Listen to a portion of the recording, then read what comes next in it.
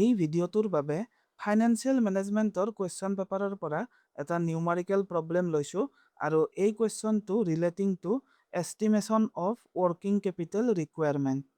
কুৱেশ্যনত দিছে Ganesh limited expects its cost of good sold for the year 2017-18 to be rupees 500 lakhs.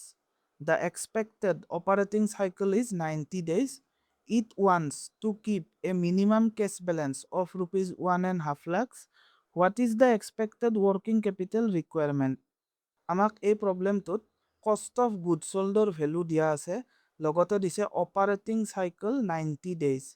আকৌ কৈছে যদি আমাৰ ফাৰ্মে minimum cash balance rupees 1.5 lakhs ৰাখিব লাগে, তেনেহ'লে আমাৰ ৱৰ্কিং কেপিটেল ৰিকুৱাৰমেণ্ট কিমান হ'ব?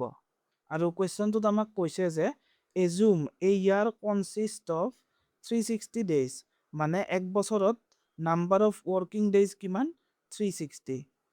চ' এই কুৱেশ্যনটোত যি ইনফৰমেশ্যন দিয়া আছে সেইখিনি চালেই গম পাই যে আমি ৱৰ্কিং কেপিটেল ৰিকুৱাৰমেণ্ট কিমান হ'ব তাক ডিটাৰমাইন কৰিবৰ বাবে অপাৰেটিং চাইকেল মেথডটো ইউজ কৰিব লাগিব।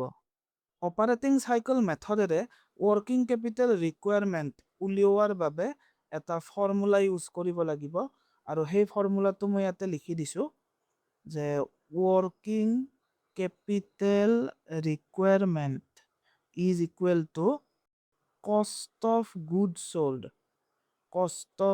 sold into operating cycle divided by days in a year. আৰু এই গোটেইখিনিৰ লগত আমি প্লাছ কৰিব লাগিব ডিজায়াৰ্ড কেছ বেলেঞ্চ, মানে ফাৰ্মে এক্সট্ৰাকে আৰু কিমান কেছ বেলেঞ্চ ৰাখিব বিচাৰে। আমাক এই ফৰ্মুলাটোত ৰিকুৱায়াৰ হোৱা গোটেইখিনি ইনফৰমেশ্যনে দিয়া আছে। কষ্ট অফ গুড সোল্ড দিয়া আছিল 500 lakhs, মানে কিমান হ'ব? 5 crore। 5 crore into operating cycle কিমান দিন দিয়া আছিল? যে 90 days।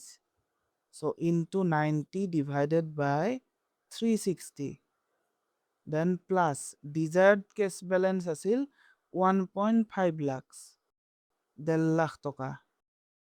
এইখিনি জাষ্ট আমি কেলকুলেট কৰিলে হৈ গ'ল। 5 crores divided by 4, 1 crore 25 lakh plus 1,50,000 কিমান হ'ব?